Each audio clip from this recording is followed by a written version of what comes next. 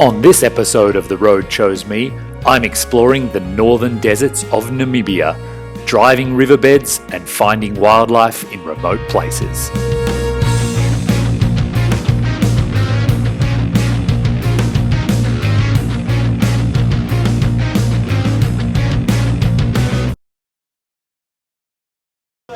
So here I am at the Angola-Namibia border. This is one I've been looking forward to for a while because now I have to drive on the left. And I've never done this before in a left-hand drive car, driving on the left. I'm a little bit worried about messing it up. So here's my solution to that problem. Here's what I've got stuck on the dash of the Jeep. And here's what I've got past the steering wheel. Similar thing, my little sign that says left. So I'm about to drive out. I've just cleared immigration and driving on the left in a left-hand drive car. This should be interesting, and I think overtaking might be a bit of a challenge, so see how we go. The first small town I get to has a little gas station, and I'm amazed to see things for sale that I haven't seen for almost a year. They're just normal things you expect a gas station to have, like oil, spark plugs, tape measures, wire brushes, duct tape.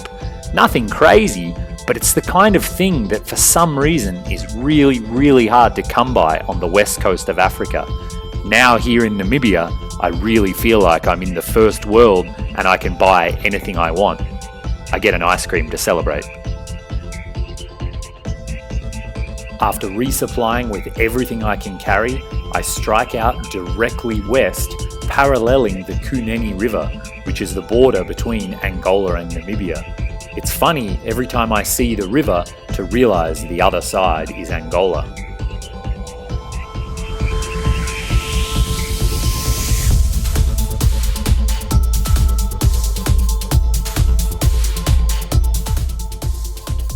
Every so often I encounter locals on the road who are always friendly and wave.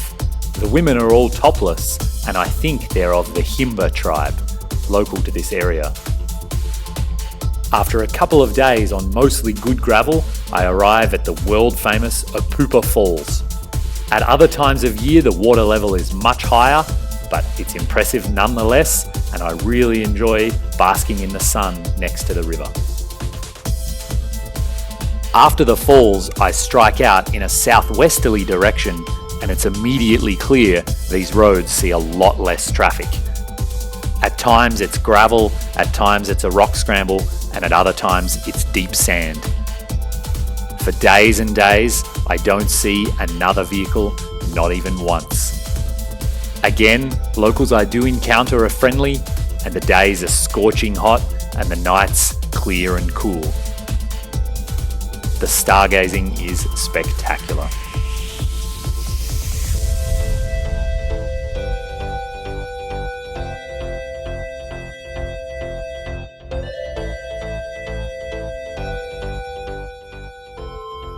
I have to swerve to avoid this little guy, a chameleon trying to cross the road. He starts out green like this, but after a while he gets pretty angry and turns almost jet black. I put him back in the bushes and leave him alone. I head in the direction of the famous Van Zyls Pass, and the closer I get, the rockier the trail becomes.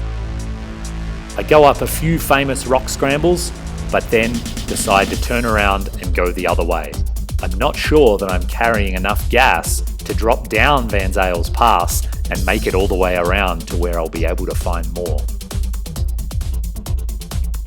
As you can see, the desert is extremely harsh and unforgiving. It's really hard to believe that any wildlife or people can survive out here. But against all belief, I do encounter small villages of people who smile and wave and are always friendly. When I camp on the side of the road, sometimes people come by to shake my hand and just say a friendly hello. I'm utterly shocked when I see a herd of giraffe crossing my track. We're in the desert, there's nothing out here for them to eat, and yet they seem to be living here way out in the middle of nowhere. They have a couple of little ones in their herd, and so they keep a close eye on me, though they don't seem overly concerned about my presence. I imagine they can run pretty fast when they want to. Day after day, the track continues through the mighty Namib Desert. Sometimes I'm in wide open desert with mountains in the far distance. Sometimes I'm driving in actual riverbeds, and other times I can get up some speed on what is pretty good gravel. At one point, I get to a town that might have a store. When I look in the store, they have tins of Spam and some bags of pasta, nothing else.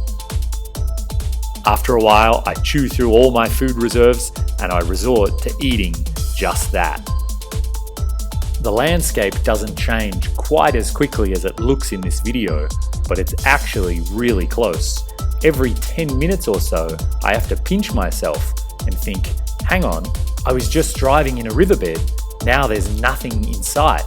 And then 10 minutes later, I'm back in the thick of mountains and green branches.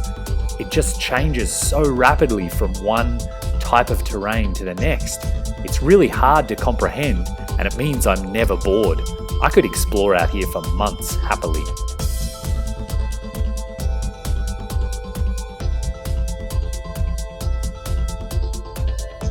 Making my way slowly through one riverbed, I'm absolutely stunned to round a bend and see a herd of desert elephants in front of me.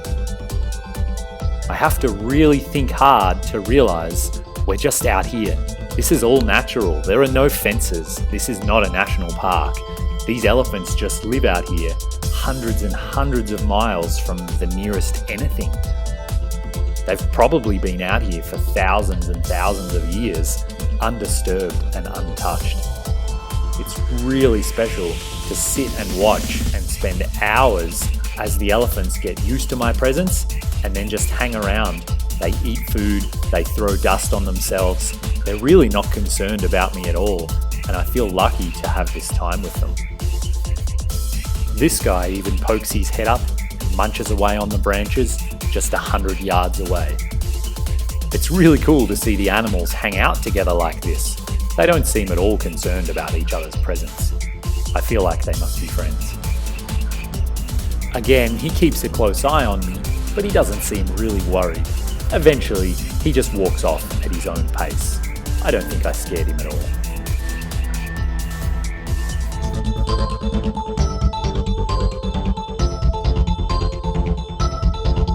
After the lush riverbed, it's straight back out into the harsh desert. Again, it's so hard to believe that anything can survive out here. Namibia is an enormous country, and I've barely even scratched the surface. I'm excited to head back into town, resupply, and then head straight back out. Oh, there's a lot to see yet.